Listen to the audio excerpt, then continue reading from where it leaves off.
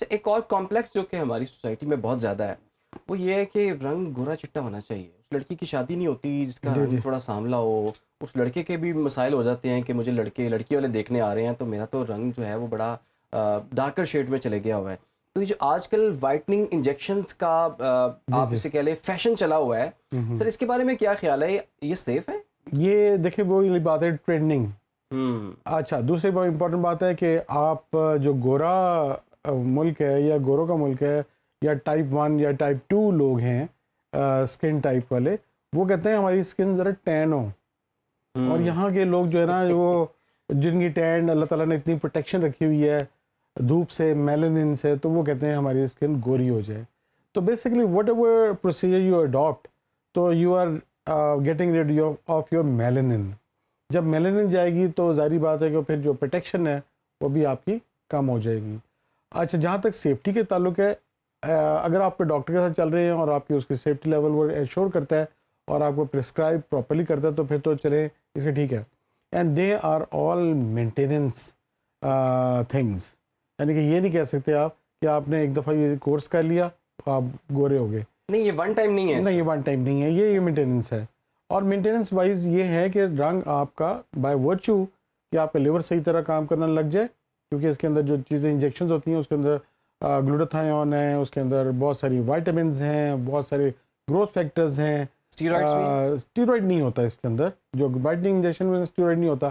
ہاں یس, جو of market یا آف برانڈز جو کریمز ہیں جو کہ لوکل کریمز ہیں اس کے اندر یس ہیوی میٹل اینڈ اسٹیرائڈ ضرور ہوتا ہے, کیونکہ اس کا افیکٹ جلدی آتا ہے اور آپ کی اسکن کو وہ خراب کر دیتے ہیں. وہ جو وائٹننگ ہے وہ ڈینجرس ہے, اس کے اندر کینسر کا ایلیمنٹ بھی ہے, اس کے اندر آپ کی جو چھوٹی چھوٹی ویسلز ہیں اس کے اندر وہ ڈی کلریشن ہو جاتی ہے.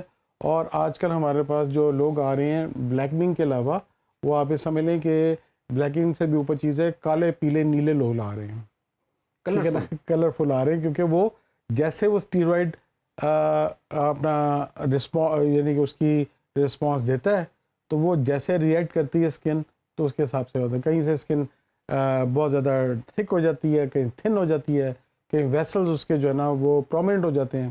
ٹیلنجیکٹیزیا اس کا ورڈ ایگزیکٹ ہے. اور اس کے علاوہ بہت سارے لوگوں میں کینسر بھی رپورٹ ہوئے ہیں. کینسر بھی, اور یہ مرکری کی وجہ سے بھی, یہ مرکری اینڈ اینابولک اسٹیرائڈ کی وجہ سے بھی ہوتے ہیں.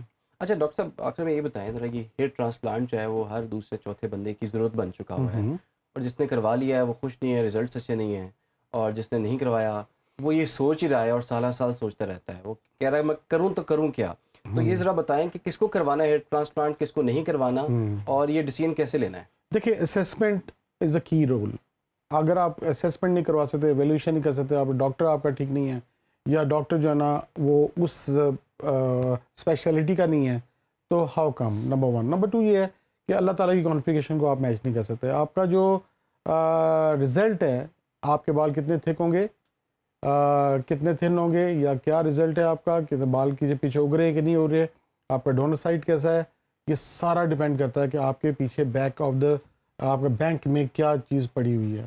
اس کے بعد ایگزیکیوشن ہے. ایگزیکیوشن یہ ہے کہ آپ کو آئی ووڈ آلسو سے, یعنی کہ یا میں ہمیشہ کہتا ہوتا ہوں کہ یار یہ جو آپ کا سینسیبل ہیئر ٹرانسپلانٹ کی طرف جائیں, ناٹ انسینسیبل ہیئر ٹرانسپلانٹ. سینسیبل یہ ہے جتنا آپ کے پاس مٹیریل ہے اس کا یوٹیلائزیشن کریں, اور پلس اس کو اس طرح یوٹیلائز کریں کہ آپ کے نیچرل لک آ جائے. یہ نہ ہو کہ ٹرانسپلانٹ کروا کے آپ وہ والے جان اپنے سر پہ لے لیں کہ یار یہ کیا کروا لیا آپ, اور انڈو بھی نہیں ہو سکتا. انڈو بھی نہیں ہو, انڈو مطلب ہے کہ پھر آپ کو یہاں سے بال اتار کے ٹھیک ہو سکتا ہے, ریکنسٹرکشن میں جا سکتے ہیں ہم, لیکن یہ کویکس یا جو ہے جو ان ایکسپیرینسڈ جو لوگ ہوتے ہیں ان کو چاہیے کہ یا تو ٹریننگ لے لیں, ٹھیک ہے نا, اگر کام کرنا ہے, یا مطلب ہے کہ آپ کو پتہ ہونا چاہیے کہ آپ کا پراپر ڈاکٹر کون ہے جس سے آپ کانٹیکٹ کریں. اچھا ڈاکٹر صاحب ایک اور آج کل چیز ایکزوزوم چلے ہوئے ہیں جی, وہ کہتے ہیں ہیئر ٹرانسپلانٹ کی ضرورت نہیں ہے, ایکزوزوم کے بہت اچھے ریزلٹس آ رہے ہیں, تو ذرا کمپیریزن تو ہمیں دکھائیں اس کا. دیکھیں اگین ٹرینڈنگ, جو چیز ٹرینڈنگ ہوتی ہے وہ زیادہ دیر تک کام نہیں رہتی. کبھی آپ کا آج فیشن آ گیا جی, آپ بڑے بڑے بیل باٹمز پہن رہے ہیں تو وہ ٹرینڈنگ ہے بیسیکلی, وہ کل وہ چینج ہو جائے گا. تو آج کل کی جو ٹرینڈنگ ہے وہ ہے ایکزوزومس.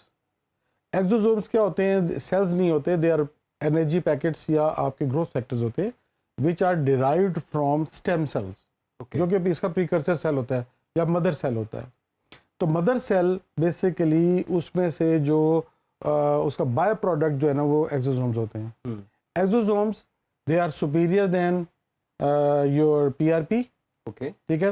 لانجیوٹی پی آر پی سے ذرا زیادہ ہے، لیکن اگین مینٹیننس ہے، ریپیٹ کرنے پڑتے ہیں. ریزلٹس آئیں گے جو آپ کے بال موجود ہوں گے ان کے اندر.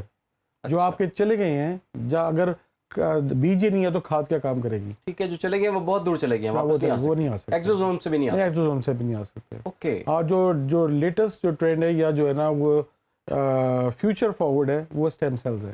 رائٹ. ٹھیک ہے نا. تو اسٹیم سیلز بیسیکلی آپ کے اپنے ہوں یا آپ نے کہیں کے پروکیورمنٹ کہیں اور سے کروائی ہو، فیٹل سیلز ہوں یا ادر پلانٹ ہو، دے ول ورک.